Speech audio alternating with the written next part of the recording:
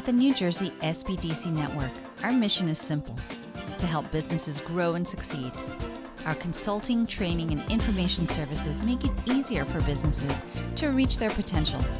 Whether you're currently in operation or just starting out, we have the right tools, resources, and expertise to help you succeed. Visit us online to get started on your path to success today.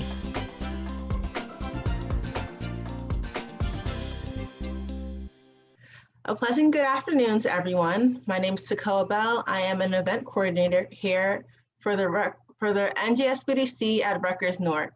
And on behalf of Dr. Tendai Ndoro, the Regional Director, I would like to welcome you all to our Creating Your Digital Marketing Plan webinar. For those of you here that are unfamiliar with the SBDC, it stands for the Small Business Development Centers. And here at the NJSBDC at Rutgers-Newark, we serve as the premier provider of business training and technical assistance services to establish small businesses, startups, as well as entrepreneurs. We are of 12 centers in the NJSBDC network, and we service those in Essex County. Our center is hosted by the Rutgers Business School and funded through a public-private partnership agreement between the Small Business Administration, Rutgers University, and the New Jersey Business Action Center. Our mission is to help entrepreneurs as well as business owners start and grow sustainable, successful businesses through the delivery of one-on-one business consulting, training, and technical assistance programs. Now, these services are provided to you at no cost and are paid for by your tax dollars. If you or your business is located in Essex County, our website is www.rnsbdc.com, where you can request counseling. And on the top right-hand corner of our website, there's a button labeled Request Counseling. So clicking on that button will lead you to fill out information, including the help you're seeking.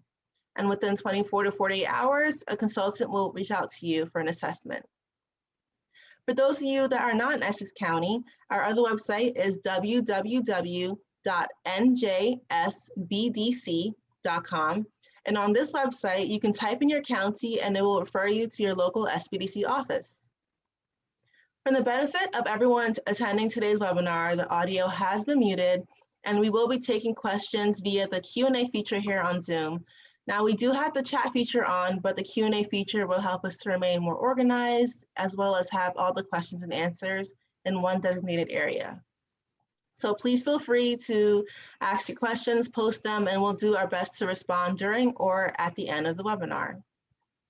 A copy of the presentation slides, along with a video recording of this webinar, will be emailed to you within 48 to 72 business hours of the end of this presentation, so that you can refer to this information long after the end of the webinar. It is now my pleasure to introduce to you our presenter for today's presentation, Cecilia Henderson. Cecilia is the CEO and owner of a marketing firm, WSI Marketing Edge, and she's an SBDC consultant here at the NJSBDC at Rutgers-Newark in the areas of marketing. Now, without further ado, I will now turn today's presentation over to Cecilia. Thank you so much, Sakoa. You're welcome. I'm going to start sharing my screen, so it'll hopefully flip over to me. And technology is being what it is. There you go. Okay, there you go. Well, I'm really happy to be here today to talk to you about creating your digital marketing plan. I may turn off my camera only because it might help preserve some bandwidth over here, but you will hear the sound of my voice if nothing else. If I can see if I can do that. I'm just going to stop the video for me, but I should be sharing my screen and we'll just get right into this. This is a hot topic. I mean, this is something that, you know, when we think about what's going on with COVID-19 and some of the changes that we as business owners have had to do in order to make ourselves continue to be relevant and to continue to be able to serve our customers during the pandemic, It really is that we've changed up what we had intended to do. Now, maybe all of us didn't have a written marketing plan, but there's a benefit to having a marketing plan, whether it is digital for digital marketing or for the entire marketing. And it really should be for the entire business, not just the digital portion. For many of us, digital marketing may be the biggest part of our focus rather than the traditional marketing. So yes, you could say it's creating your digital marketing plan, but it's really creating your marketing plan. The components are the same. It's just that the channels, in other words, the way that you're delivering your message is different. That is the sound of me trying to advance the slides. All right, let's try it this way. So yes, I work, my company is called WSI Marketing Edge. I'm the owner, and I've been doing marketing for about almost 30 years. At Fortune 500 companies. And the benefit of that is just being able to use all elements of the marketing mix. Most of us as smaller businesses, we don't have the resources to do all the things that you could do. And that doesn't hamper us because we're able to get things done. We're not working on the same scale as a large company, but having an understanding of how all those things fit together, I think is really valuable for me in my business and in helping my clients. So when it comes to today and developing the marketing plan, we're going to talk about the role of the plan, why have one. We're going to cover the key topics that are normally included in a plan, and I'll share with you, some templates, or a template is just a list of topics, and that's what this is. We are going to talk about some of the basic building blocks of the plan, because sometimes we can get started creating a plan, but we may not have done the basic work to validate our assumptions before we start to put together a plan. And I will share some examples of the thought process in an example, that I've created for this. And then we're going to talk a little bit about metrics and measurement, because particularly with digital marketing, you do have the ability to metric the impact of your results. So we'll talk about what some of those metrics look like. There are many different kinds of metrics or, data points that you can look at, but you really want to focus on the critical few. So we'll talk about that. So what is digital marketing in particular? Why we're calling out digital marketing? Of course, during the pandemic, digital marketing is probably the main way that we're getting in front of people, because meeting face-to-face can be challenging. But digital marketing is leveraging the tools of the internet to get your message to your target audience. So whether that is your website or your social media activities, your email, or any kind of online advertising that you're doing, your plans around that would be your digital marketing, how you're executing that. So I talked to you about how digital marketing, it's marketing, it's just coming from a different channel. So this is how we would call out, a variety of channels that are out there in order for you to market your business. Print, you could put together a brochure, a flyer, you could send things in the mail, you could take out an ad in the Wall Street Journal, you could have telemarketing and somebody could be calling to try to sell somebody something for you. You could actually have in-person salespeople. On the other hand, when you're talking digital, again, all of the components that I had mentioned previously, your website, your social media, email, ads, and all associated automation associated with that. So why have a plan? Well, first of all, I think many of us, when we're busy, you don't even realize that we really don't think about our business all that much. We're so busy doing, and we're working in the business rather than working on the business. So when you have a digital marketing plan, that's a part of your working on your business to make your business better. So this is an opportunity for you to think about your business, clarify your goals and objectives for your business. It tests your use of your resources, and your resources as a business owner are your time, which is very valuable. Of course, your money, but any staff you have. So for example, are you going to expend all of their effort in an area that may not have the greatest impact for you? Will they be able to do other things if they do this one thing that you want them to do? So again, having a plan will help you to test out what your assumptions are. You can also improve your communication about what you do because you got it written down. So let's say you're not always there. You're not always sitting there waiting for you're not always available to everybody who needs to execute for you sometimes if you're a person that has more than one person in your business. So by writing it down, they'll have a reference document. They don't always need to know where you are. So it can guide and direct the activities of your team. It helps you when it comes to setting goals. And it also helps you to track the effectiveness of your activities, because you might have called out metrics that you want to monitor as a result of some of the activities that you're engaged in. So the bottom line is that it's getting you to think about your business, and it's something that people do once a year. Maybe they do it once every 2 years, but the point is, periodically, you need to invest time in thinking about your business, where it's going, and what you're going to do to get it to where it needs to be. That's essentially what this is all about. So you're going to do that at a periodic component, at a period in time. So yeah, you don't write a marketing plan every month. You might write your marketing plan in January, and you're going to revisit again maybe in the summer, and then you're going to update your marketing plan for the next January, because maybe once you've got your plan, it's not like you're starting from scratch. The next time you want to have a marketing plan, you're going to take what you have and see, well, what do I need to strengthen? What do I need to de-emphasize? What do I need to put more resources into? So once you start this process, then it eliminates your need to start from scratch. If somebody says, what's your plan? You can at least dust this thing off.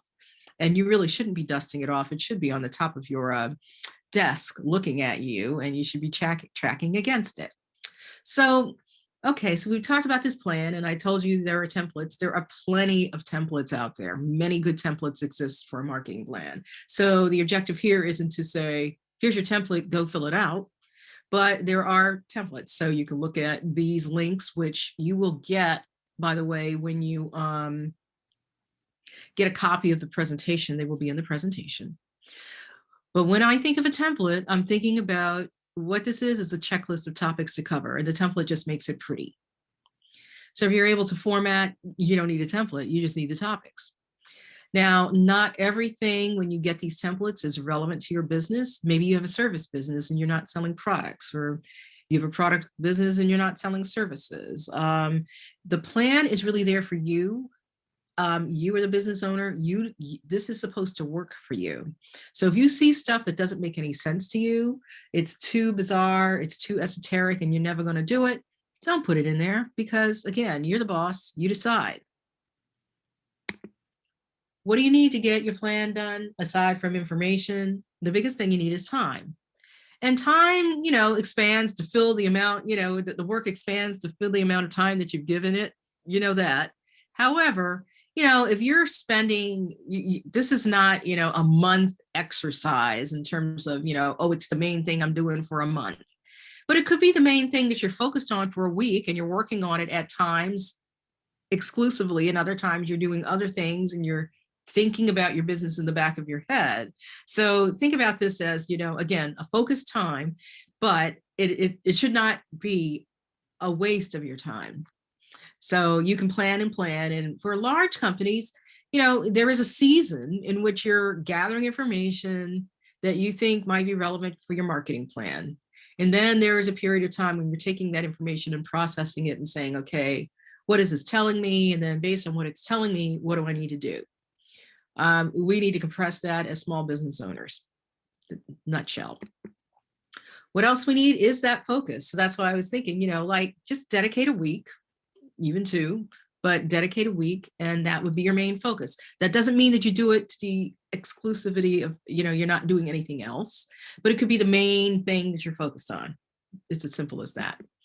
The other thing that's really beneficial when it comes to putting together a plan like this is, I see this doctor and he's got some diagnosis, but maybe what you want is a second opinion. Maybe you don't want to be talking to yourself when it comes to this plan, because sometimes what happens is you may miss things that an outside person would see very clearly, because you were so involved in the details. And so, you've made some assumptions around your business. All of this may need to be tested so that you can have the strongest plan possible and the most executable plan for you. So now we're going to get into what the classic sections of a plan are. What should you expect to see in any normal business plan? So there's obviously a business summary where you in a few words, talk about your mission statement. Essentially, you could call it your vision, your mission, your values. Why do you do this? Because you're centering your activity around what you're trying to achieve. So remember I told you, look at what you want your business to be, then the plan is going to tell you the steps you're going to take to get there. So this is just your envisionment of what that is. What business are you in? Just describe that. Make sure you understand it. And then you could do a situation analysis, which is where you focus on what are your strengths, what are your weaknesses, what are your opportunities out there, what are the threats that are out there for your business, and you can look at that and you can do some analysis of that. We're going to talk about that in more detail, but that's kind of at the top end of the business, which is the top end of the plan is just basically understanding and stating what business you're in and what your strengths and weaknesses are. Then the other part of the plan is understanding who your customer is or your client is. So let's call it the target market. And you may have multiple targets. So in other words, you have this opportunity to segment your customers into different types. You can put them in buckets. These are the ones that are like this. These are the others that are like that. There's something common around them. And that may also indicate that they have common interest drivers in your business and common decision-making approaches. And then that would tell you that for a particular segment, maybe you need to communicate to them in a certain way. As you're thinking about your segments, then you could create a persona for each segment, which is almost like an avatar or a model, like a living being. I have segment A, and these are, men over the age of 65. So maybe my persona, I'm going to name him Ted. He's over 65 years old. He lives in this county. He does these things. He likes this type of car or what have you. But it's basically understanding very, very in as much detail as you can what this segment represented by Ted is actually about. The other thing that you look at when you think about your target market is who your competitors are. Because you know what your service, you talked about what business you're in, who could replace you? That's your competitor. They may not do exactly what you do, but they may achieve the final result. So your competitive analysis becomes important. Next section of a marketing plan would be your strategy. And part of that strategy is really defining your product. So we talked about the business you're in, but then your marketing strategy might be you have a list of offerings that you provide to customers. What exactly are those? How exactly do you price them? What do they cost? When you think about your pricing, you might be thinking, are you premium price or are you budget? And then promotion, how are you going to promote them? We'll talk about that in a little bit more detail. And then how do you get them to market? In other words, you have to sell them to a distributor who sells them to the end user, or do they come into your store, or are you e-commerce? What do you understand about that? Because that's going to drive your strategy. That tells you a little bit about, again, how and what you're going to communicate about your product. Promotion. So we'll talk more about that in a minute. The other thing is goals and objectives. So like, let's say that you have 4 or 5 things that you offer. Giving you an example of a salon. A salon may do hair, they may do nails, they may have an eyebrow service, they may have a massage therapist. Those are all different categories of business, and you might do well to have a goal for each of those categories of business. You don't want to end up at the end of the day saying, I do 5 things, but really only 4 of them are making me money. Every time I do the 5th one, I'm losing money. Or nobody ever offers or asks for that 5th thing. Okay, get rid of it. Or you want to promote it to the target audience to see whether or not you can move the dial. So that's why you're going to be thinking about what do you want to achieve for each aspect of your business. So thinking about, what you're going to do in terms of sales and leads. So you could have a revenue goal. You could say, I want, a number of meetings with potential leads. These are the things that we're trying to clarify when we talk about goals and objectives. But again, You want to do the things that make sense for you as a business. So obviously, when you do goals, when you're talking about things that make sense, there's that category or that definition of a goal as being SMART, which is specific, measurable, achievable, relevant, and time-bound. So a specific goal might be, I want to sell 10,000 units. It's measurable because I can measure them. I'm able to tell whether I've sold that or not. It's achievable because last year I sold 9,000 units. So this year I'm saying I want to sell 1,000 more. So I'm not going from 0 to 10, I'm going from 9 to 10. So think about what is achievable, what is realistic. Is it relevant? Well, selling units, because I know that I can sell them profitably, means that I can achieve my financial objective. Time bound. Well, one of the things that I didn't say when I said I wanted to sell 10,000 units is I need to sell those 10,000 units by July 1st. That's time bound. If I just say 10,000 units and it's August and I had no date, then maybe I might be slipping in terms of performance and not really realizing it. So that's why the time bound becomes important. So don't ever forget to try to make your goals SMART. So now, as part of the marketing plan, one of the things that people get the highest visibility on and worry the most about would be the tactical plan, which comes straight out of the promotion. The tactical plan is, what are you and your team going to do in order to make it happen? What are the key initiatives? And what are those initiatives by segment? Which might be, remember I told you, you might have a segment that is older men above the age of 65, TED, and by channel. So the channel could be, what are you going to do with them on the internet? Your channel being maybe, what am I doing in social media for them? What kind of email am I sending them? What kind of messages do I have for that particular segment on my website? Or if I'm going to do a mailer to their home, what am I going to do in that channel for this particular segment? The other piece that's very classic to the plan is having a budget. You can basically take all your tactics, price them out, add them up, and you've got your budget. So it's a critical part of your tactical plan because, again, we have limited resources. Money is always limited. One of the things that I don't have listed here is you could also be looking at the impact of your plan on what your head count is. In other words, do I have the resources in terms of people to do everything that I need to do? So remember I told you that, planning allows you to test your assumptions around how you're going to utilize your resources, people being one of those resources. So consider that as well. So now that we just kind of listed all those are all the classical components of a plan. And having listed them out, you'd say, okay, well, let's just get started. Now that I know, I'm just gonna, I'm gonna sign off and I'm gonna go complete that list. I'm gonna make my stuff up and I'm gonna have a plan. And to a certain extent, yes. However, do you know everything that you need to know in order to get this done correctly? That's really the question that we need to think about. So there's a whole list of things you really need to know, and you want to know them as surely as you possibly can.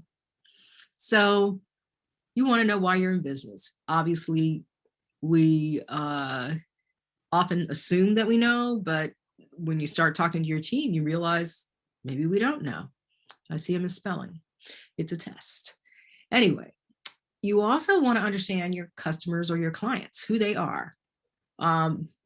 Defining your target segments. And then when you look at them, what are their demographics? What are their interests? What are their concerns? What kind of trends do you see that are impacting them? And perhaps will that impact their need for your product? You want to understand about your product. You want to understand how your customers actually think about your product using customer or client terminology, not your own internal terminology. But then from their point of view, how's it different from anything else? Why would they buy yours as opposed to something else? And in fact, it kind of leads into that next question. What problems you solve? What is this person that is coming to you looking for? So obviously, if you're a lawyer and somebody's coming to you as a client, they're looking for resolution of their divorce situation. They're looking to, retain as much of their resources and as possible, for example. And then you want to understand the baseline status, since we're talking about digital marketing, of what your digital footprint is. In other words, is your digital footprint performing for you? How many people are seeing you? What impact are you having on your customer base with the digital footprint that you have? More things you need to know, obviously your competition, who they are, how they compete, and what trends are out there that might influence how they do business. Also environmental trends, external trends that impact your business. So here right now, what is a big environmental trend? The pandemic is a big environmental trend. And so that is impacting business because you might only have a certain number of people that can be in your brick and mortar store at any one time. Think about regulatory trends, regulations that might impact your business, and you need to keep an eye on that. Are there new certifications that are required? Are there new laws that you have to deal with? So recently they've told restaurants that they can go from 25% occupancy to 35% occupancy. Kind of odd given the variants that are out there, but apparently more people can go eat in a restaurant. That's something that might favorably impact your business. So regulatory trends are out there. If they had to shut down tomorrow, that would be a regulatory trend. So we don't ever want to see that, but that's the kind of thing that we need to be looking at. So when we talk about that business mission, that really high level stuff up front, you just want to be as simple about that as possible, but you want to make sure that everybody understands that within your business. So you're crystallizing what your business does and how it helps people, why you do it, how you're different from people that are your competitors, and basically what is it that you want to say about what it is you do. So be as clear and simple as possible. You can always go back and refine it. Don't spend the majority of your time there, but it's important to understand that, you know, that's the basics of putting together your plan. So what I want to do is move into some basic building blocks. So we talked about how there were many things that we need to know in order before we put our pen to paper. There are things that we can do to help us gather that information if we haven't done it before. So I call them building blocks, and they would include doing some kind of market research, some kind of competitive analysis, some kind of look at pricing, understanding where your price is compared to your competitors, for example, or other options. Doing this strengths, weaknesses, opportunities, and threats analysis, and then really understanding who your customer is by creating a persona for your major segments. For some of you, that might be 5. For some of you, that might be 2 or just 1. But once you've gone through this exercise, you got everything that you need to know, as much as you can know it, in order to finalize your plan. So this is just the underpinning of any marketing planning activity. So when we think about market research, you know, some of you may be thinking, oh my gosh, you know, that's very expensive. It can be, but it also doesn't have to be. Essentially, market research is how we can validate what we think we know. One of the biggest gaps or concerns in any company of any size is that we think we know something, but we're actually wrong. We think we know it because we've always known it and because that's the way it's always been, and we're actually wrong. And if that's a problem, if that underlying assumption is wrong, it could you could spend hundreds of thousands of dollars doing marketing, talking to the wrong person, or saying the wrong thing to that person. So you want to test your assumptions around competitors, your customers, your pricing, what you think the customer needs are, and what the environment is. So how do you do this in an environment where maybe you're not going to spend, you know, a couple of $100,000 doing market research? Well, there are lots of different sources of information out there. So you're essentially going to do what we would call a bit of secondary research by looking at data that is currently available to you, whether it's from a customer service team or from the customer interactions that you have, from your sales force, or looking at if you have a customer relationship management tool like Salesforce, from the kinds of questions that you get from your customers. You can go to the library and do some internet research. They've got information on census, other publicly available data about businesses and trends. Obviously, our friend, Mr. Google. But then, there is primary research when you actually talk to your customers or clients, and that is very valuable. So you can talk to your customers and really talk to 10 of them. At a certain point, you'll start to hear the same thing over and over again. Once you hear that, you kind of learn something. So you can stop and basically summarize your key takeaways based on pulling together content from all of these different sources. So for each, so I think in this market research, basically what I'm saying is that you want to check any major assumption, long held assumption that you've had. And a good amount of this can be addressed by actually talking to your customers. Maybe you need to go to the library, maybe not. Maybe it is really, I am going to spend my day calling up prior clients, existing clients, potential future clients, and maybe asking if I can get them to answer a couple of questions. I'm going to ask them to do it. That's basically what we're talking about. So it's a little bit more of a guerrilla marketing approach. But of course, depending, and we know that we have folks on the call that are in businesses of different sizes. Sometimes you can outsource this kind of work. Obviously, if you have the budget, there are plenty of market research firms around that will do this type of work for you. And you really just have to understand, well, what are the questions that I'm trying to answer? So now let's get into some competitive analysis. This is also key to your marketing plan. So we talked about the fact that you as a business may have several offerings that you're bringing to market. In the example of the salon, there's the massage therapist, there's the hair stylist, there's the makeup artist or something. But the question is, for each of those areas, what are other options that are available? Your competition, who would you be compared to? What's their point of differentiation? How are you going to address it? And then you start to look at their strengths, weaknesses, and opportunities and threats from their point of view, your competitor's point of view. And you can also look at their digital footprint and really assess, well, how strong is their ability to reach customers online? Because maybe they're, a wonderful product, and maybe you feel like, I don't think I can compete with them, but maybe they have no digital presence, and maybe they're not going to have one. Well, in this environment, having a digital presence is an advantage. And you can take your competitors and put them into a framework where you can do a comparison. So let's say that you put your company at the top, competitor 1, competitor 2, competitor 3.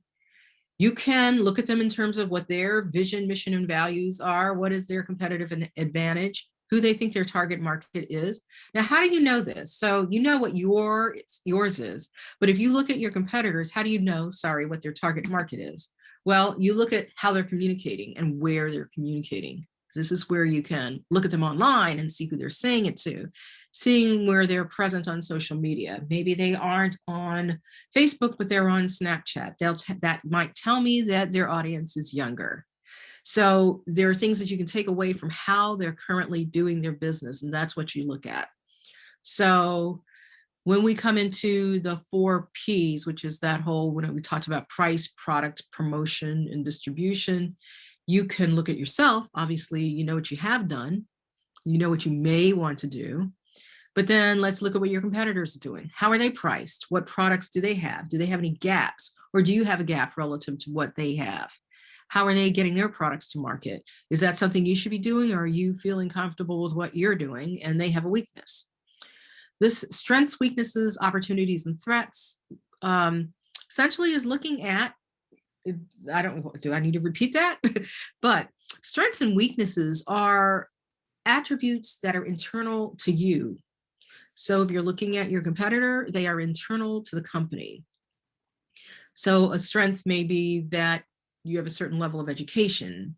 A weakness may be that you don't know how to do algebra. I'm just making this up. An opportunity and a threat exists in the marketplace. It exists outside of you. It's in the environment. An opportunity is that more people are coming to the internet every day. That's an opportunity because the more you can be there, the more people that will see you. A threat might be that the social media platform that you're on is changing daily and you're losing features that you thought you had. That's a threat. A threat could also be a regulatory threat that suddenly the occupancy for your particular business may be cut down to 5%. So again, it lays outside of you. It lies outside of you. So again, strengths and weaknesses are absolutely inherent to you and your business. Your opportunities and threats are things in the environment, an opportunity that you can leverage, a threat that might be coming in from the outside. The other thing that you can look at, again, for your digital, and don't neglect this because this will tell you some things that you can do for yourself, is looking at how your competitors fall out when it comes to their social media, their website, their digital marketing, anything else that they're doing online, because this is where you might be able to differentiate yourself, particularly in pandemic world. So when it comes to, looking at how somebody is doing online, again, we are focused here on digital marketing. Sorry, one second. So for digital competitive analysis, because we wanted to talk about your digital marketing plan, be thinking about looking at technical assessment of a competitor's website. What do you know about how fast their website loads? In other words, is it a bad experience if I go there? What does it look like when I look on a phone? I mean, can I actually do what I need to do? The reason why that's important is because more and more people are using their phone to access the internet. What's the content look like? Do they have interesting information? Do they have information that looks like it hasn't been touched in the past 30 years? You can even do keyword assessments if you have the tools. You can look at their e-commerce capability. You can look at, and you can find out, and maybe it's not available to you, but a specialist could tell you how much they're spending on advertising and what they're doing on social media. Now, you may not have the resources to do this, and you may not want to outsource this. So you can just basically try doing your own assessment based on available information. Just look at their site, look at their social media pages, assess the content. Does it look up to date, or does it look like stuff they haven't touched in the last decade? So, and then you could just basically assign it an overall rating. If you're looking at a variety of competitors, compare them and then compare them to yourself and just assign a rating. So that's simply done how you might do a competitive analysis from a digital standpoint. Pricing is also important. We already talked about it, but you want to focus on pricing by line of business. So again, all the different offerings, your pricing and your costs, so that you understand that. Then you can look at your profitability or margin for each one of those areas. And again, you can see where maybe one part of the business is carrying another, and maybe that's intentional. Maybe you got a loss leader scenario in which you might be able to bring people into your business with something that may not be particularly profitable, just marginally profitable, let's say. But yet, when you're there, you're able to upsell them into the good stuff. But obviously, your pricing and your price point has an impact on how you market and who your target is. And then, of course, competitive data. What are your competitors doing and charging? Are you going after the same clients or customers, or is there some segmentation happening here? So maybe you're going after premium customers or luxury item customers, and they might be going to the mid-market. And maybe another person is out there doing what you do, but they're targeting budget. So that will tell you about what you need to be concerned about and, give you some level of comfort perhaps about what's going on. Now, I'm not really going to focus on this because we talked about this before, but once again, you can try this for your own business. This is the strengths, weaknesses, opportunities, and threats. And again, just emphasizing that your strengths and weaknesses are those that are really internal and integral to your business. External things are opportunities. So if an opportunity is that raw material costs are going to go down for a product that you're producing, if an opportunity is that suddenly the product that you're offering is mandated for everybody in the US to have, that's a great opportunity. A threat would be, once again, that, certain categories of businesses are shut down due to the pandemic, or a threat might be that you own a ski lodge and the threat is the weather, it doesn't snow. So if it doesn't snow, weather is a threat for you. It could also be an opportunity for you. So you just have to understand where it might fall. Now what we want to do is get into, we've talked about the SWOT analysis, and that's a great tool, a building block of your plan. The next building block that I think is most important, and really the final one, is understanding your segmentation, and doing that by creating a persona or a model, an avatar or a representation of the key segment of your customer base. You may have multiple segments, or you may only have a couple or one. But a lot of businesses find that the more detailed they can be on this, the better, because they might be able to find out or uncover things that are particular to a particular segment that will help them to increase their sales, because they're able to talk to that segment differently. They're able to position their products to that segment differently. And they could end up being hard to displace because they understand the customer so well. So the benefits of doing this are, again, being very clear. And remember, I told you, they'll name it, so we have an avatar called Ted for the man who's 65 and above. Well, whenever I talk to my team about Ted, they know who I'm talking about.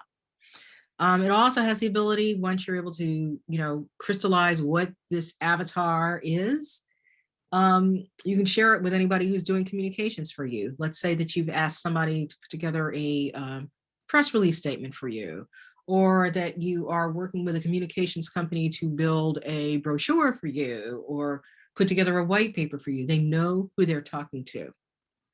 And the more personalized and the more customized you can be, the better.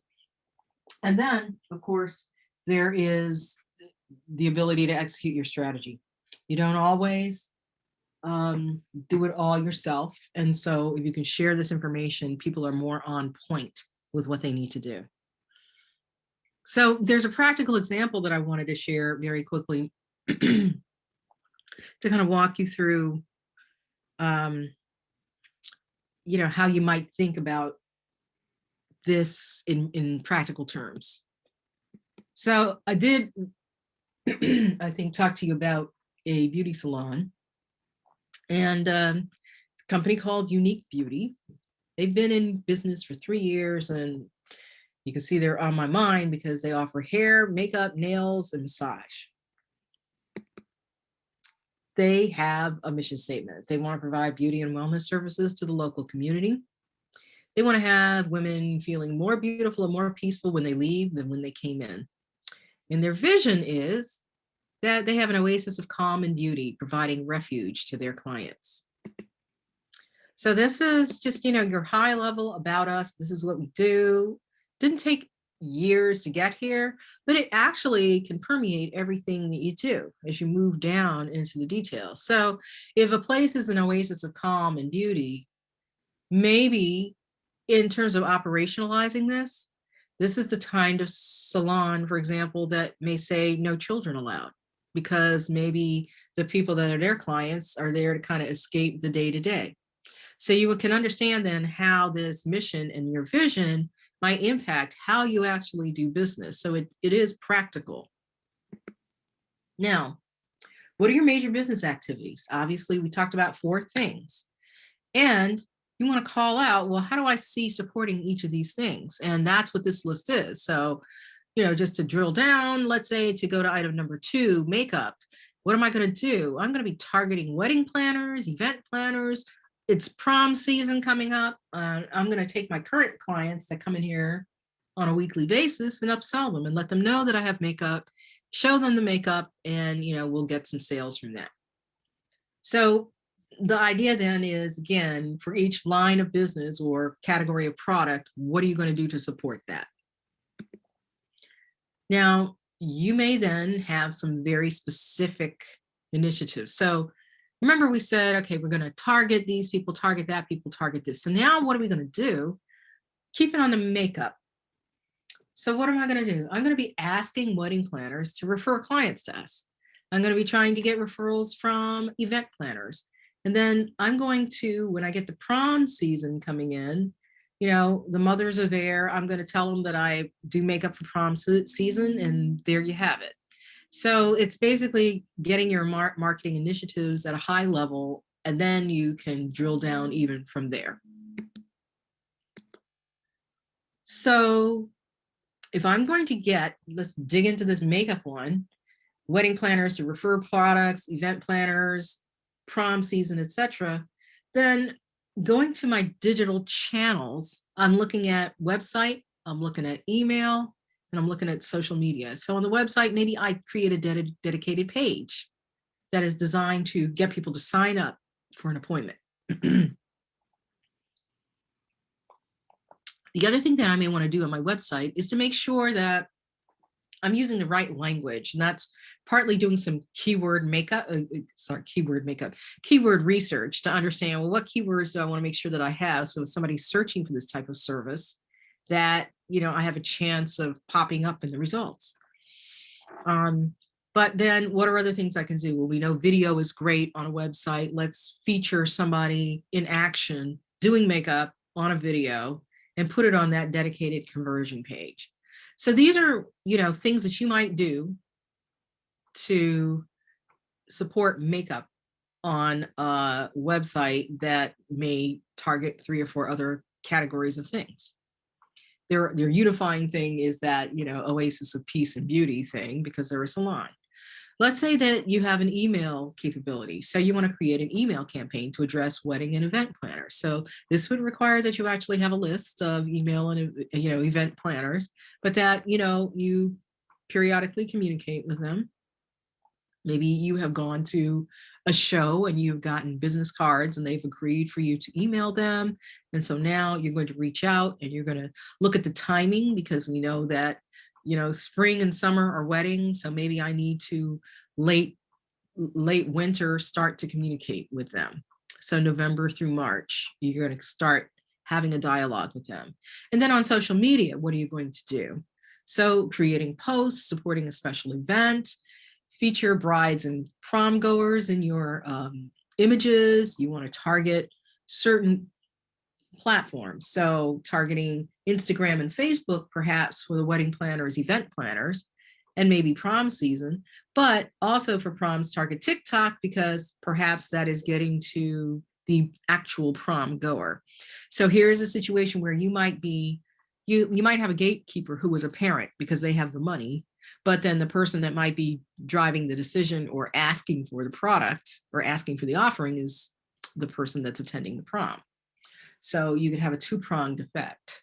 And many businesses have this, where you've got a situation where your target audience may not be the decider or may not hold the purse string. So you have to reach out to both of them in a different way. Now, we talked about all of those things. You can lay out what your promotional calendar is, and this is part of a marketing plan. So for this initiative of launching a makeup portion of your business to this particular target, here is what I'm going to do. So you could say that you would have something similar to this for event planners versus wedding planners. It might look very similar, but bottom line is you got a list of activities that you're going to do for the channel, and you got timing on when you're going to do it. And just to, break the news, you can use the same format to put dollars behind it, because you have to have a budget. We'll talk about that a little bit later, but it's the same thing. So essentially you're laying out by time frame and by activity what you're going to do over the course of a year. And then you'll understand, in order to do something in January on keyword research, perhaps I'm going to have to spend X amount of money, and that spend is going to be an average, so you can even time out what your spends are going to be. So in summary, or in a huge format, here's your tactical plan. This is a piece of that marketing plan, and a big piece of it is. So backing up a little bit, we're going to talk about targeting. So who do we go after? Let's say that going back to that whole salon thing, we might have identified through some other means, just by standing there and watching the people that are signing in to make appointments, we got 4 distinct groups of people that are coming into the business. You got people who live locally, primarily women. You have people who don't live locally, but they work locally. So they're company employees. And let's say for, the point of argument that there's a new office park that has been built close by. They're coming from there. So they're corporate employees. Then you might have as your target event and wedding planner. So add that in. That's a segment for you because you need to communicate to them. And then in parentheses, we put high school proms. Why? Because actually the duality of the kind of decision making. So in other words, it's the kid, but it's also the kid's parent. So maybe you're going to hit the parent up.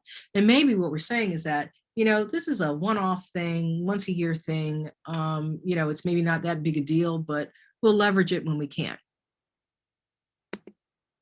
So now when you get to that level of thinking about your segments, then you might want to start to understand, well, what can I know more about them? Well, if I know a number of the people that are walking into my business are local, I can just look up on census.gov some of the demographics. We know that the average woman in this particular town is maybe 35, a little bit older than 35, and they have a certain household income driven by, the town that we're in. We can pick that up. So we know they may have some disposable income. They come in here, right? Then you may say, okay, I know the other folks are coming. They're not local. Maybe they're a little bit younger, but they actually may make a bit more. You might be doing that just through some educated guessing. Maybe you looked up a couple of them on LinkedIn, and you can even do some salary surveys or get some information off of Google about, well, what does the average marketing manager make? Or what does the average, law associate make? And so that's some educated guessing combined with, a little sleuthing. So in other words, that's a nice opportunity. Say this is an opportunity because this is the current base, our local residents. They come in because we're here. These are the people that are here because they're working, and it's an opportunity. They've got income to spend because, they're working around the corner, right? But then you got wedding planners and event planners. Well, maybe I found them because we periodically go to these wedding shows and we picked up information on them. And maybe we can get a sense from talking to them on who their target audience is. Are they high end, or are they medium, or are they budget?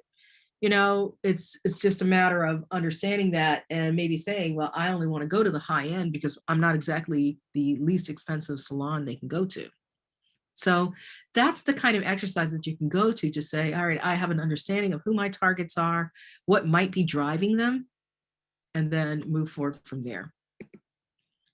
So this is where we start to try to create a persona, which is that avatar for your major segment. So you want to answer a number of questions like who they are, give them a name, think in almost, I hate to say it, but stereotypic terms, what's the normal average demographic like? Then think in terms of what it is they're trying to do when they come to you. What do they want to know? What are the things they might want to not have? Why would they come to us versus somebody else? And by the way, there's nothing wrong with sitting at the front desk and saying, oh, what made you decide to come? What is the pain that we solve that they have? Well, lots of different things. Some of them say, I have a time constraint, or I have a budget constraint, or, I don't drive, so you're close by.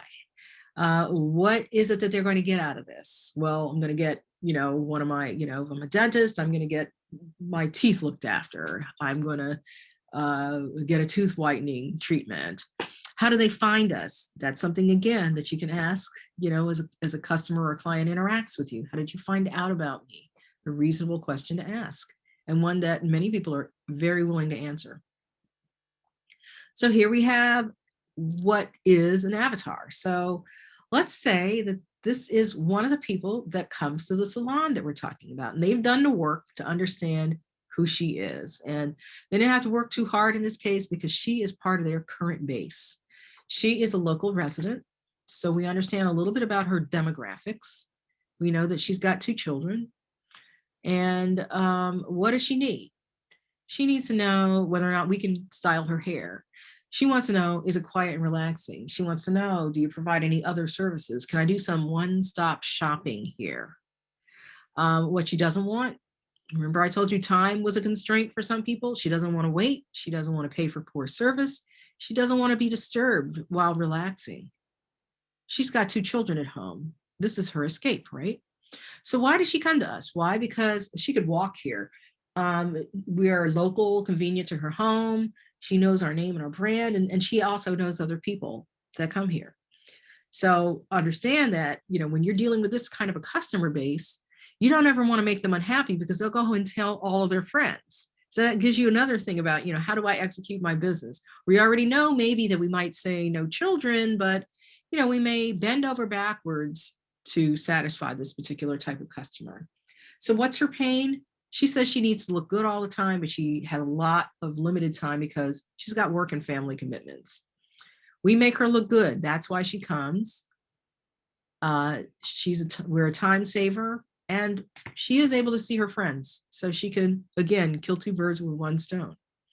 So we've got the great location. We've got the atmosphere that she's looking for. We got skill. And yes, we do offer more than one thing in one place. By the way, we also have good Google reviews. So if she ever was checking, she would be validated. And then we also have some idea where somebody of this age is finding us. Facebook, Instagram. And because of that, we can actually do remarketing and retargeting ads. And if she's currently a client, she signed up for our email list, so we can actually reach out to her via email. So this is a summary that you could give to somebody and say, I want you to write me a brochure that goes to this person, or write me a series of emails for this particular person. I want you to emphasize this particular service, but this is my audience. This is where this kind of thing has value. Obviously, you can address other things, and this is going to really be tailored to the type of business you have. What are their challenges? What are their most common questions? Are there any red flags? So you could see somebody like her, but maybe they they just don't fit the bill. So for example, you might own a steakhouse and you might know who your ideal client is. This person fills your persona, with the exception that they're a vegan. So you're not going to go after them. So you don't want to spend any money going after that. I mean, that's pretty obvious, but for your business, you may have more subtle red flags, extreme budget consciousness, even though you may know, they fit the income, but they're going to nickel and dime you to death. Do you need that? So here you could take this information and say, okay, what am I going to do to get business from the Serenas of the world? I'm going to create a loyalty program. I'm going to create a referral program, and maybe she gets points that she can then use against future services. Maybe we'll have holiday specials because she's very important. It's very important for her to look good. She says she wants to look good all the time. And holidays are a big time to look good because in normal life, you're seeing your family and your friends that you haven't maybe seen a lot. The other thing is, maybe New Year rejuvenation. So starting in November, when everybody's starting to get exhausted with the holidays, we've anticipated them, but then suddenly we're just sick of it. We're like, what can I do for the new year? Let me just, fast forward. New Year rejuvenation is a neat idea. So gift cards for massage therapy. You can do some SEO because you search engine optimization, making sure that your website is discoverable in the local community is really important. So, for local salon or salon near me, or, salon in whatever town. Sorry about that. It's a spam risk. So social media messaging supported by key initiatives. So in other words, we're going to start to post on the social media platforms that she participates in. And then you might also advertise, because we know that she's of a certain demographic. We know she lives on Facebook or Instagram, probably more Instagram than Facebook, but you might as well do both of them if you're going to do it. So those are activities. Once you start to lay down this is my segment, and maybe again, you might have 1 or you might have 5. This is what you're going to do. You could even start to talk about what your messaging is going to be. So what do you say to her? You can create a document. And when I think about this document, this is not a document that you would give to a client, but it's a source document with a positioning statement, and it contains critical messages about each of your services that are targeted to that particular segment. And that actually can be really great because it can help you with your social media posts. You're not casting around looking for something to say. So it's a source for your promotional messaging. You got all the important facts. If you've got sources that you've cited or other places that you think other information can be pulled, put those resources there in that document. But again, this is for your planning purposes. It's not intended for direct use with your customers. Again, we're talking about marketing planning. The other thing is, so we talked about, okay, what am I going to say? There's this whole aspect of planning your content. So what's driving your content, the words on the page, whether it is your website, your email, your social media, a white paper that you created, it's just going to be driven by what you're going to do for your targeted segments. What and when do I need to tell somebody like Serena about the initiatives I need to complete? So you can lay out it by season. You can lay it out by events, and these events are happening in certain seasons. And then, of course, you might have a strategy that says you want to, how can I put it? You want to emphasize a profitable service and get that in front of a particular segment that you think might be interested in it. So basically, maybe you're launching something that might be of great interest to the Serenas of the world. So once again, we go back to this framework where you're laying out by month what you're going to say.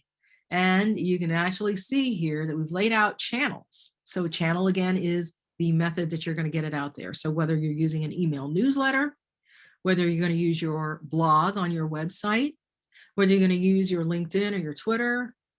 And so you may say, this is what I want to do. I want to have a communication here in the December-January timeframe. That's my timing. But I know in order to get there, there might be things that I need to do in September, October, and November in order to make December and January happening. So this is your content calendar, and you can have it as detailed or as high level as you want. But this also goes back to your resources as well, because you can budget based on how those things then roll up into your marketing plan or your tactical plan. So now we're going to talk about measurement and metrics, because we talked about the major components of the plan. We've talked about the work that you need to do before you even begin to do your plan. We talked about understanding who your customer is. How do we know whether we're doing the right thing? And there are so many metrics. And so when we look at measuring success on the digital side, each channel has its own kind of success measurements. And they don't always have a well-defined, if you get this number, you're good. And if you get this other number, you're bad. So some of this is tracking trend. Some of it, you can look at things that are average and say, okay, I'm doing average, but maybe average isn't great for your particular business, because sometimes it varies by business or by the segment that you're going after. So when it comes to metrics, we can always get these arcane measures of things, but you want to select the ones that actually mean the most to you based on the stage of business that you're in or the specific initiative that you have undertaken, and select measurements that you understand. This allows you to understand how you're performing and maybe even to set goals that make sense for you. So let's talk a little bit about your website, because there are so many pieces of information that you can get. But the big thing you want to understand, and the thing that I have in big type, the thing that's most informative, particularly if we haven't been doing it at all, is just understanding, just bald face, how much traffic do you get? How many visitors do you actually get coming to your website? Is anybody coming at all? Do they know it's there? Okay, if that answer is 0, you need to look into what's going on from a search engine optimization standpoint. Are you not using the right terms? Do you not have the back end of your website working for you? Because many people can have a beautiful front end. The back end is not telling Google anything about what's on your website. And that's the most important thing. So, that's where search engine optimization can come in. But just to be clear, when search engines are looking at your website, and I'm going to use Google because Google is like the number one, the biggest share, they don't read what you read. They're looking at the code. They don't look at pictures. So again, the beauty of the website and what it's saying on the front end is kind of irrelevant. And that's where, how your website was built, and even sometimes the platform can have an impact on what's happening there. So traffic is important. And if you're not getting traffic and you've had a website, you need to start doing some things in order to make that happen. The other then is, how are you getting your traffic? Where is it coming from? And this is something that if you have Google Analytics installed on your website, you can begin to find out.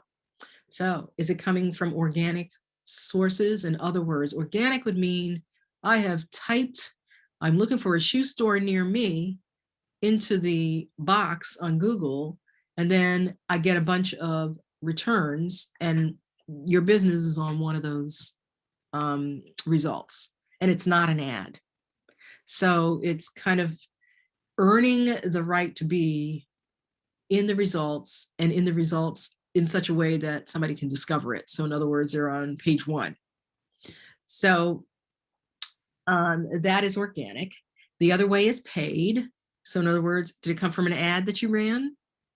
Okay, fine. If you decided to run the ad, you're running the ad in order to get traffic from those sources.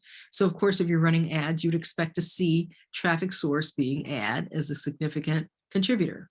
But you can also have traffic from social media sites and from other referring sites or directories. So you can look at that on your Google Analytics and understand, well, where is your traffic coming from? Now, there are other things that you can look at too, but those are the big things. Now, when you start to see problems, you start digging in. Now, page load time, which I have here is here, some would say that's very important from an SEO standpoint. If it takes a long time for the page to load, then Google and other search engines start to disregard the page. The other thing that happens is that you can actually see the drop off in the number of people that will sit there and wait for a page to load. So you lose your eyes very quickly. So they expect that a page will load in 1 or 2 seconds. If it takes longer than that, there's a problem. Pages per session. So how many pages does somebody look at when they come to your website? On average, it's 2 or 3 pages per second. In other words, they're clicking 2 or 3 links. They're navigating 2 or 3 places. One of the fallacies of thinking about your website is that somebody who is visiting your website will look at your website and read it like a book and go from tab 1 to tab 2 to tab 3. That is not the case. People use those tabs to navigate to exactly where they want to go. And if we don't have very clear navigation and it takes a long time for things to load, again, people will leave. Time on a page could be between 2 and 3 minutes. It's really, I think, time on site, but it's a very short period of time. So again, that kind of busts that myth that people are just reading your website like, War and Peace. The other thing that you can look at is device type, mobile device or desktop. So desktop or laptop will fall together. One of the biggest trends, and I mentioned it before, is that the mobile device, the phone in particular, is driving a lot of the traffic. And so you want to make sure that whatever you've got, whether it's an email that you've sent, whether it's what you're doing on your website, is well viewable on a phone. So you can also look at if you've got a website where you're having downloads that people can either purchase or just download, you can count the number of downloads. You can also, with your analytics, look at the number of people that popped onto your site and then left practically immediately. That's called a bounce rate. And sometimes that will happen if they came there by mistake. Let's say maybe They misspelled a word and they came to your site by mistake, or they came to your site expecting to see one thing and they didn't see it, they left. They realized they were, either they misunderstood or you're miscommunicating. Click-through rate would be, okay, I have searched for you, you've shown up in the results on the Google page. What's the percentage of time people click through to your website? And then you can look at things like, is it the first time they've come? Are they returning visits? And then what are the top visited pages on your website? All of these things can be interesting. The biggest thing I think is the visits, the traffic sources, and then what I should have pulled up there too would be actual purchases and conversions. That should be up at the top too. Because let's say you don't get a lot of visits, but if each of those visits is a purchase and you're selling a high value item, that's an extremely relevant thing. You have that website there. If it's an e-commerce website, purchases and conversions should be at the top there because that's the point. Social media metrics, another place where metrics can come into play. And here you can just look at like the number of connections that you have, the number of likes that you're getting, are people interacting with your posts?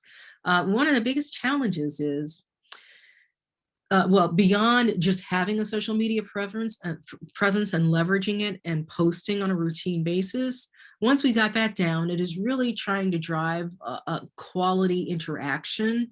And that takes a lot of effort. And it takes, a lot of engagement. Many businesses just don't have that. And the biggest thing that we can do is just have that presence so that if somebody sees something that we've done on social media and they click through, they see a track record of your actually routinely posting on a particular topic, which is a kind of a social proof that you are who you say you are and that you do what you say you do.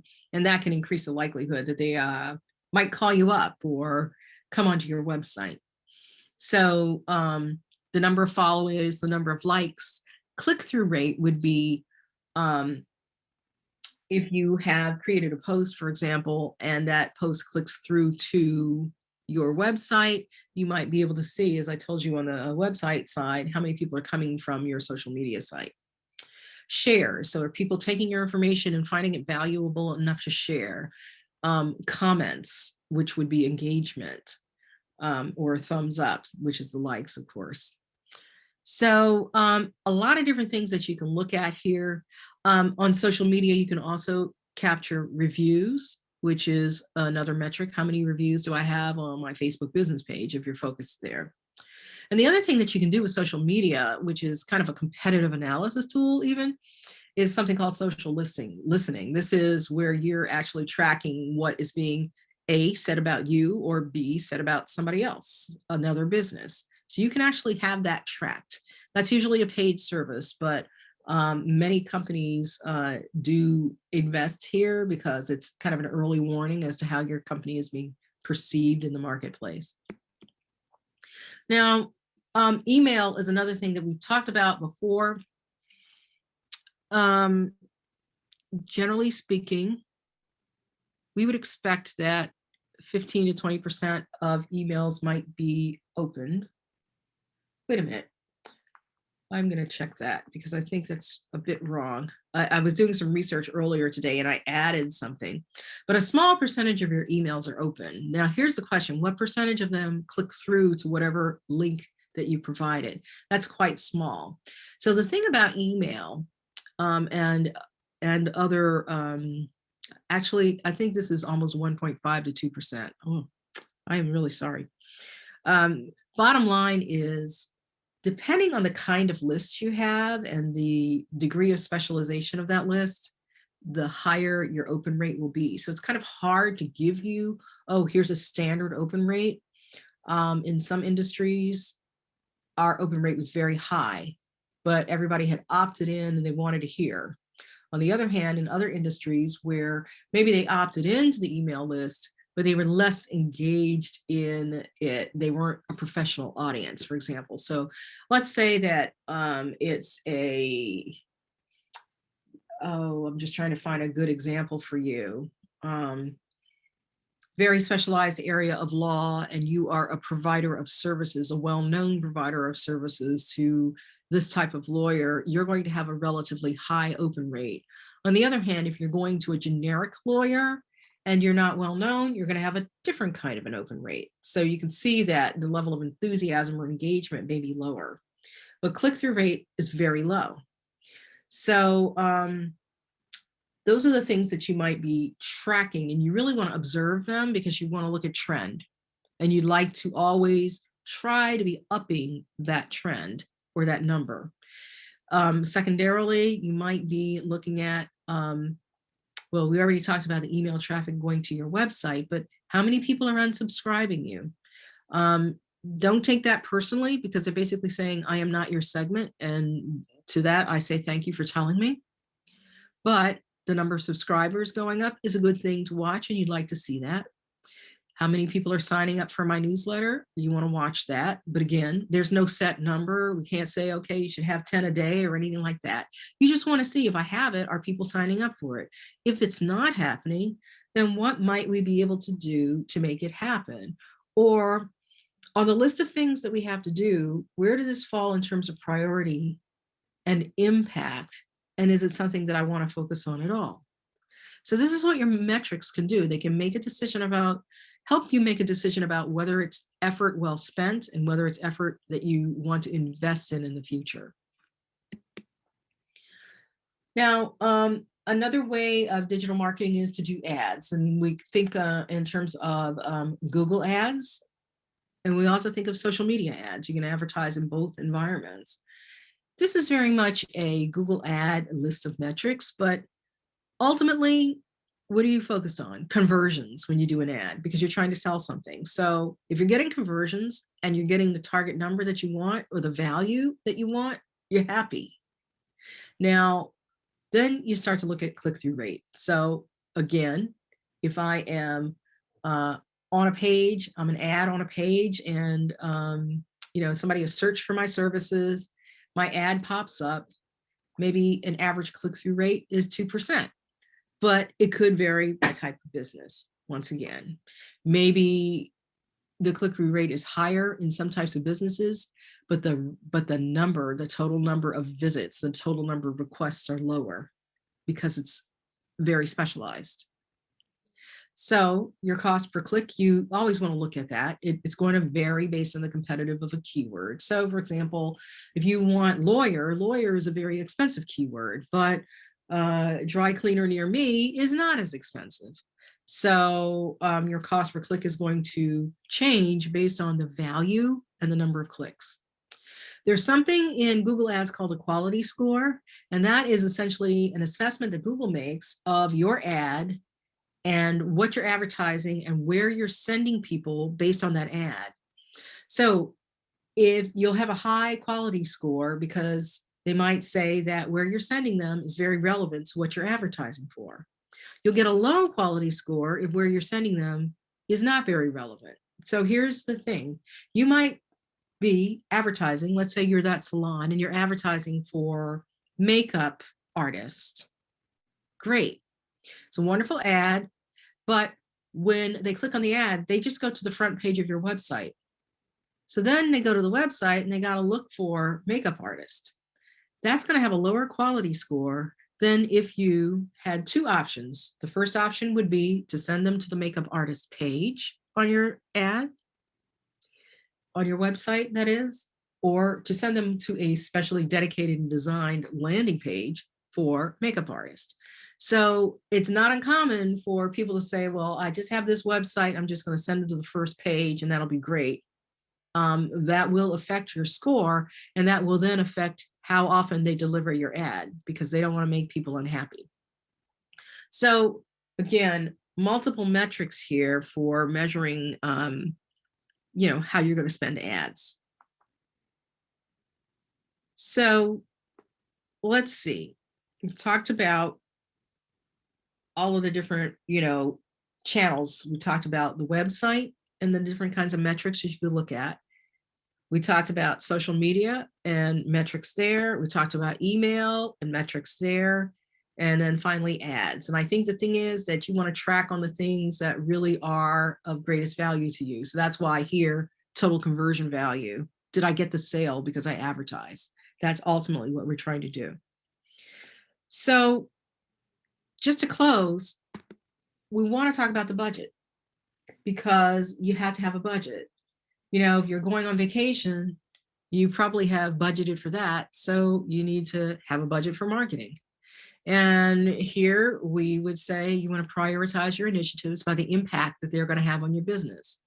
Everybody has a limited budget. I can make a great campaign, but I will not have the dollars that I need in order to execute that full campaign. So I've got to prioritize. So I'm going to prioritize the initiatives at the top. Then I might even try prioritizing within channel. What are the channels that I feel most comfortable with, or that I think are going to make the biggest impact? And then you could rank them, okay, which is prioritization across channel. But once you've started to make that list, there's a point that you have to draw the line, and that's your total budget. So you draw that line, and everything above that line is something that you can do. Everything below that line is something that you should wait on.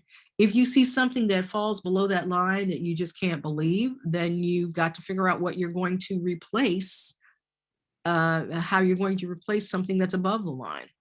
So that's kind of your budget approach. It's going to be prioritization. It's going to be drawing a line, and maybe there's a timing issue. So maybe it's not something that I can do now. Maybe it's something I can do next quarter or in the third quarter. So that's where having this type of a plan makes sense for you. All right. You can see where your costs are going to hit you at any one time as part of your digital marketing plan approach. So the plan is great. The money makes it happen, as well as the people and other resources that you need in order to make that happen. So to summarize, we've covered the role of the digital marketing plan and how it can help your business and the key topics that are in there, and really understanding how you can almost make a marketing plan for your competition based on what you're seeing and figure out how you're going to respond to that. We know what the building blocks of the plan are in terms of the market research and the competitive analysis, et cetera, that we want to do, the persona. And we walked through an example of the thought process of taking that and turning that into something real for a business. Then we talked about metrics. So with that, I want to just end. I know that we don't have a lot of time, but I want to make sure that we have a chance to answer high-level questions. And also to say that, you know, if you are needing specific answers, you can reach out to the SBDC to schedule one-on-ones with me or other marketing person or digital marketing person for help. So with that, I will look for questions. Oh, here's my information. And thank you. So I don't see anything in the Q&A. I've been looking all along, but this is your opportunity to do that. Okay. So David, I see that you've raised your hand. I'm just trying to see. Ah, we are going to get a copy of the PowerPoint data. Yes. I think you may also get a recording of the presentation. Other questions?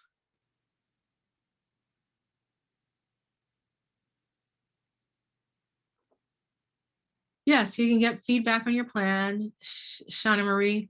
Again, you could work with the SBDC and get an appointment and get some feedback on your plan. How do you go out? Okay, this is good. Marketing plan versus marketing strategy. So your plan, I do tend to think about those interchangeably, so I apologize for that. So your plan is your tactical plan. Your strategy is you know, the guiding principles of your plan. In other words, it's the overarching theme. So we tend to think of them as interchangeable, but thematically, what am I going to do? It's about your positioning. It's about your vision, your mission, your values, and how that's going to lay or impact the choices that you make. And then the plan is specifically what you're going to do. Let's see. Yes. So yeah, because again, the strategy tends to be thematic. the plan are the actual activities, strictly speaking, but oftentimes it is used interchangeably. So a question was asked about engaging on social media. So some people say that the way that you increase your engagement on social media is to put things out there that cause reactions. And sometimes that's controversial stuff. And sometimes it is, so that's kind of a dangerous strategy depending on what your topic is. You can do things like ask questions. You can have things like polls. You can use tools like video, because we know video gets a lot of engagement and a lot of shares. So organically, engagement is always tough. Sometimes, depending on the tool, like if it's Facebook, there's a strategy of boosting some of your posts so that it gets seen beyond your normal organic reach. Because on social media, oftentimes your organic reach is going to be very, very limited. The thing that improves your reach is people engaging far more. So every time you post, everybody's interacting. So you get all your friends to like it and share it, then that should slowly increase your reach. But nothing increases your reach like paying, sad to say. So that's where boosting your posts or actually having a campaign works. Social media is fast becoming a pay-to-play environment. There isn't the, you put something on your business page and you post it, you think all of your friends have seen it. No, that is not the case, because the algorithm is showing people stuff that they want to see, not stuff you want them to see. So again, when you're engaging, you're asking questions, you're putting content out there that is highly visual and engaging, you are asking questions. The other thing that you can do is you start following people and commenting on their things. And so, it gets you some visibility to their audience and their friends as well. So depending on what it is you're trying to do, that could also be. A third thing is joining affinity groups. So on LinkedIn and Facebook, they have groups. When you share your posts in those groups, the members of those groups have a greater chance of seeing it. Not 100%, but a greater chance than average, because they are in affinity groups. So if you're a lawyer and you're in lawyer groups, share into the lawyer group. If you're a small business, share into the small business group in your particular area. So that's another way to increase your engagement. And again, you would use that same engaging content, whether it's video or using polls or asking questions, and then commenting on other group members' stuff. That would be, kind of a short answer to it, but it's one of these things that you have to do continually. I see a couple of things in the chat. Okay, I do not have information, but maybe somebody can direct you on Union County. Influencers have, okay. Well, social media influencers and influencers in general, I mean, it's catch as catch can. If they are attracted to your product and they have a strong following, great. But generally speaking, you want more than one. Not everybody has the power to control the market. So it cannot hurt you, but I don't know that I give it a round endorsement. I haven't seen anybody just move the dial solely because of that. I mean, you hear about it, but I don't hear that being, the primary strategy. Once again, yes, everybody is getting a copy of the presentation, and I think you're also getting an audio of the presentation, or at least maybe a video. Let me see. How do you redirect after an unsuccessful social media campaign? Yeah. Well, here's the thing. This is where you need to look at what you're saying versus where they went, and whether there was something that was compelling. I mean, I think you really just need that aspect. I mean, first of all, reach is one thing. The click-through rate, I worry more about, or I focus more on the 365 people that click through to the website. So here's a situation where a person did an ad. It was shown to 109,000 accounts.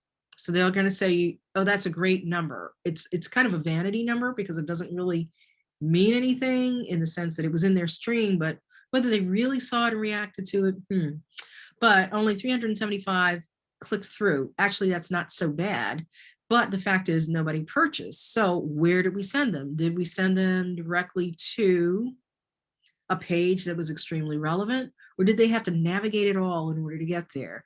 And then what kind of language was in that website? Was it compelling enough for the segment that you're going after? So this might be an assessment of the ad itself, as well as perhaps some of the targeting going on. So I think you would look carefully in those particular areas: targeting, the ad, the message.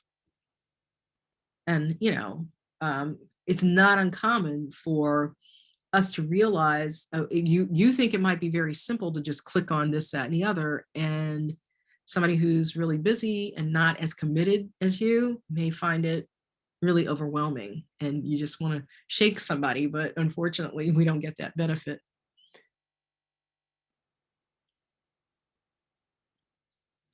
I am looking to see. Text marketing is a wonderful way to engage if you know that your target audience uses text, and in some segments, critical. We know how important the phone is, so that does fall into the digital marketing arena. And SMS texting, and even what you would call chat on the website, all of these ways, any way that you can engage is good. So you've just got to understand, is your target audience there? Do you have the permission to do it? Does it fit with their, persona? Then, and is it affordable? Then it's an opportunity.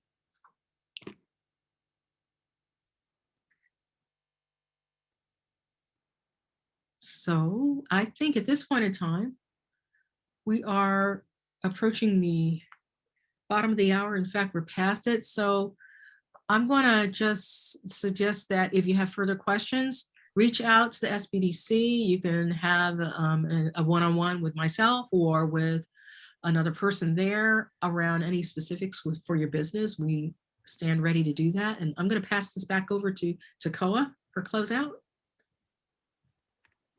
Yes, thank you so much, Cecilia. Just give me 1 second to share my screen so that I can show everyone our website as well. So I'm just going to unshare yours, Cecilia. No problem. Okay, so you should be seeing on the screen our contact information. So we have our email if you have any questions, and we also have our website that you can request one-on-one consultation with either Cecilia or with our other consultants as well. So I want to thank you, Cecilia, for your presentation and for your time today. Thank you for hosting and being our technical backbone. Of course, of course. So I just want to redirect you all to the chat. I'm going to stop sharing for 1 second. I want to insert this information into the chat, and it's pretty much just the upcoming webinars that we have for this week. So if anything is of interest of you, please feel free to register for anything. Oh, got it. Okay. Yes, so we are also hosting another webinar right after this one. It's at 3 p.m. So that's the first one on the list. So if you are interested in it, please feel free to register for that. And that webinar is called Navigating the Online Marketplaces, Where to Start. So if you're interested in e-commerce marketplaces, please register for that one. I also want to remind everyone that you will be receiving a video replay as well as the presentation slides within 24 to 48 hours. So you can always refer back to this information in the future. And after the webinar, you will see in the browser, it should be a survey pop-up. I would really appreciate it if you can just take a few minutes to complete that. That survey will really help us just to adjust our presentations as well as give us some type of information or on what kind of assistance you're needing and what kind of help you may need for your business as well. So if you have time to complete that, your feedback is much appreciated. And on that note, we will now end this webinar. I want to thank you all for taking your time out today to attend and to participate. Thank you for your questions. And we look forward to seeing you at our future webinars. Have a great day, everyone. Thank you. Take care.